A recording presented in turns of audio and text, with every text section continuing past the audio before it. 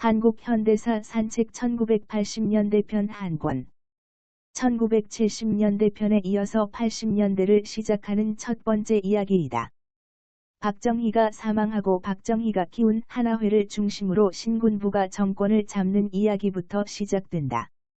격동의 80년대에서 가장 충격적인 사건은 광주학살일 것이다.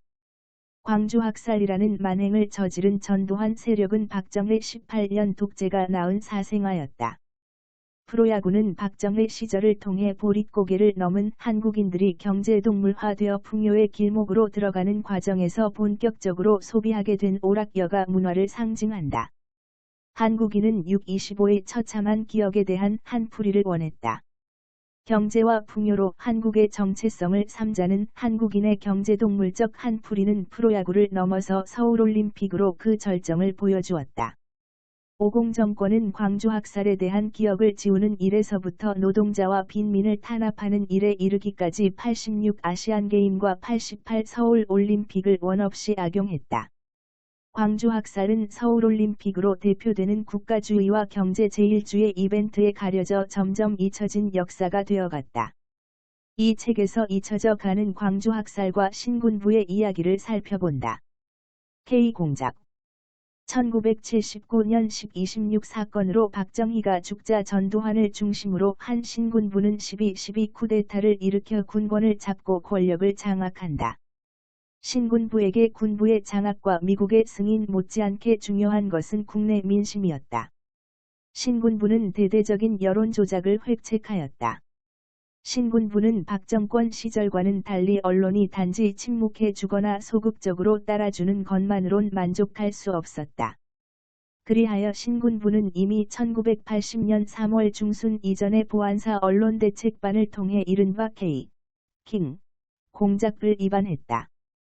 K공작은 전두환 대통령 만들기를 위한 여론조작 방안으로 보안사의 권정달 정보처장, 정도영 보안처장, 허삼수 인사처장, 이학봉 대공처장, 허화평 사령관 비서실장 등 이른바 전두환그룹의 5인방이 주도하였다.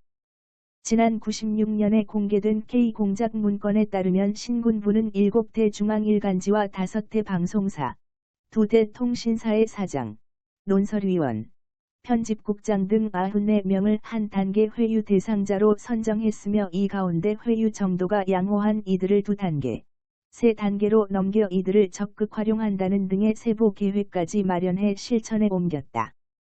94명 이외의 지식인들도 포섭 대상이었다. 학자, 평론가, 외국인사 등 지식인 투고를 조종하는 방안과 신문의 일반 독자란을 활용하는 방안까지 입안되고 실천되었다. 사북노동항쟁. 석탄 산업이 사양산업으로 전락하면서 수많은 탄광이 문을 닫는 가운데 1980년 4월에 일어난 사북탄관 사건 또는 사북항쟁은 화려한 경제성장 이면에 짙게 드리워진 탄광 노동자들의 열악한 참상을 적나라하게 드러낸 사건이었다. 그간 박정희 유신 체제 아래에서 누적된 불만, 분노가 노조 문제를 계기로 분출한 것이다. 광산 노동자들은 상당수가 이주해온 사람들이었다. 비교적 농사보다는 한 번에 목돈을 지을 수 있다는 생각으로 광산으로 몰려든 것인데 그 일이 말할 수 없기고 됐다. 그리고 많은 광부들이 진폐증에 걸렸다. 진폐증뿐만 아니라 난청과 시력장애 같은 것들에도 시달렸다. 겨울철에는 더욱 광산촌이 살기 힘들었다. 광산 노동자들은 고된 노동을 했지만 임금이 생계비에도 못 미쳤다. 사택 지역에서 수십 가구가 공동 화장실을 쓰고 상수도 시설이 제대로 되지 않아 충분히 씻을 수도 없는 것 등은 어렵지 않게 볼 수 있는 풍경이었다. 일정한 수준 이상의 광산에는 대개 노조가 있었는데 사주 쪽과 결탁한 어용 노조가 아주 많았다. 힘들게 살던 광산 노동자들과는 달리 사측은 정부 보조금 등 여러 혜택을 누리며 부를 쌓아갔다. 또한 식당 운영권 같은 특혜로 어용 노조 지부장을 회유해 노조가 노동자들을 대변하지 못하게 했다. 이런 상황에서 회사가 이 어용 노조와 1980년 광업소 임금 인상률에 합의했는데 그 결과가 노동자들의 기대에 너무나 어긋났다. 어용 노조 지부장이 이렇게 만들었다며 노동자들의 분노가 커졌다. 4월 18일에는 여러 조합원들이 조합 사무실에 몰려가서 항의했고 21일에는 노동자들이 조합 사무실에서 농성에 들어갔다. 이때 광산 노동자들을 감시하던 경찰이 지프차로 광부 4명을 치고 달아나는 일이 발생했다. 이 사실이 알려지면서 곧바로 여기저기서 광산 노동자들이 모여들었다. 이들은 경찰과 충돌하면서 곳곳을 점거하기 시작했다. 22일에는 시위가 커져 시위대는 수천 명으로 불어난다. 이를 진압하기 위해 소총으로 무장한 인근 지역 경찰까지 동원했다. 3천여 명의 분노한 노동자들에게 경찰은 공포탄과 최루탄을 발사했다. 21일에 분노한 노조원들과 그 부인들이 노조 지부장 이재기의 집과 노조 간부 15명의 집을 파괴했고 이재기의 부인을 붙잡아 4일 동안 묶어놓고 가혹 행위를 하는데 이 일이 나중에 문제가 된다. 22일 오후 2시경 시위대가 사북을 완전히 장악했다. 경찰은 물러났고 노동자들은 외부인의 출입을 통제했다. 그런 속에서 노동자 대표들과 정부 측 사이에 협상이 시작됐다. 정부 측은 노동자들이 만족할 만한 협상을 제시하지 않았으나 계엄군을 투입하겠다는 등의 정부 측의 얘기에 제대로 협상하지 못했다. 4월 24일에 합의가 이루어지자 경찰은 다음 날부터 이재기 부인에 대한 가혹행위의 수사에 착수한다. 계엄사로 연행된 광부들과 여자들은 심한 고문과 여자들은 성고문 비슷한 것도 당하고 그랬다. 사북노동항쟁명예회복추진위에 따르면 사태가 수습된 뒤 신군부에 의해 주모자로 올려 불법으로 체포돼 고문과 폭행을 당한 피해자가 110여 명이었으며 이들은 합동수사본부가 차려진 정선경찰서로 연행되어 혹독한 고문과 폭행에 시달렸다. 10여 명은 고문과 폭행 후유증으로 사망했으며 당시 하루에도 서너 차례 물고문을 당했던 한 사람은 이후 물이 가득 담긴 접시를 보면 헉헉거리며 숨을 몰아 쉬는 사람도 생겼다는 것이다.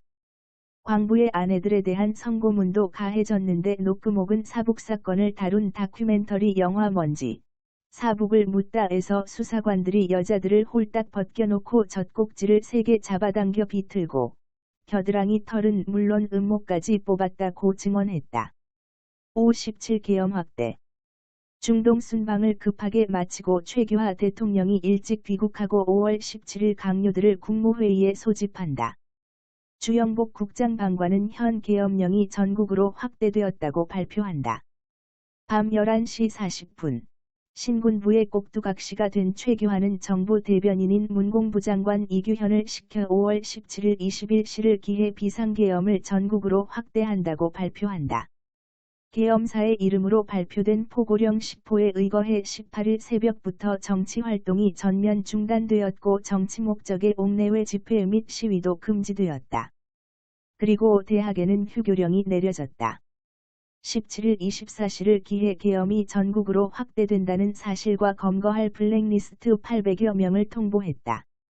5월 17일 수배령이 떨어진 사람 가운데 600여 명이 체포되었고 신문과 방송은 수배자들의 명단과 죄목을 경쟁하듯이 쏟아냈다. 신군부는 후일 김대중 내란 음모 사건으로 알려진 사건의 조작을 위해 김대중을 비롯한 37명을 내란 음모 혐의로 체포하였다.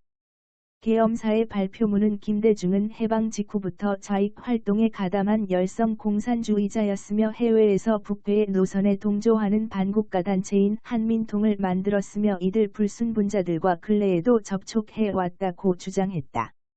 37명의 내란 음모로 체포된 사람들은 무자비한 고문으로 없는 사건을 만들어냈다. 신군부는 사건을 조작하기 위해 마구잡이로 끼워넣기를 했고 온갖 추잡한 방법까지 다 동원했다.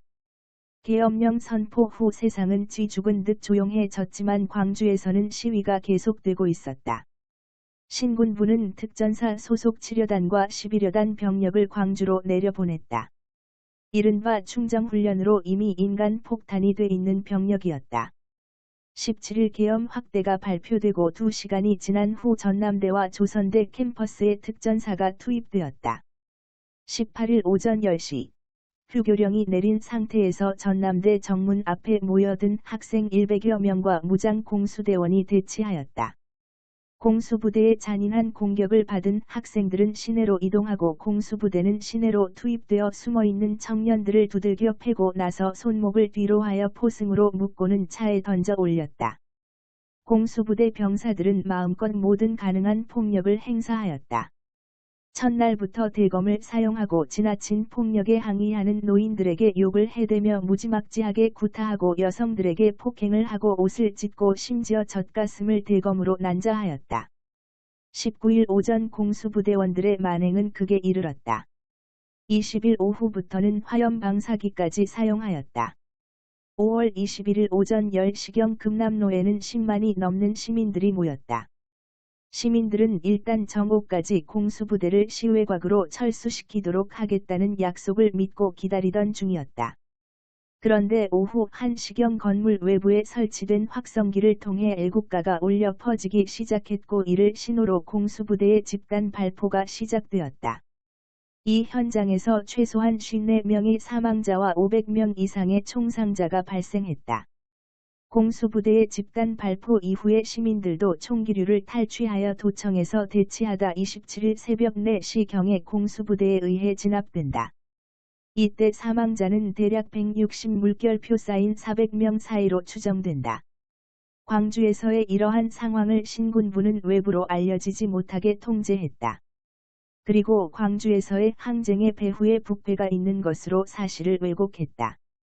뒷부분으로 가면 신군부에 의해 진행된 과외 금지, 삼청교육대, 언론 통폐합, 언론기본법 제정 등의 이야기들을 뒤에서 다루고 있다. 꼭 읽어보길 권하는 책이다.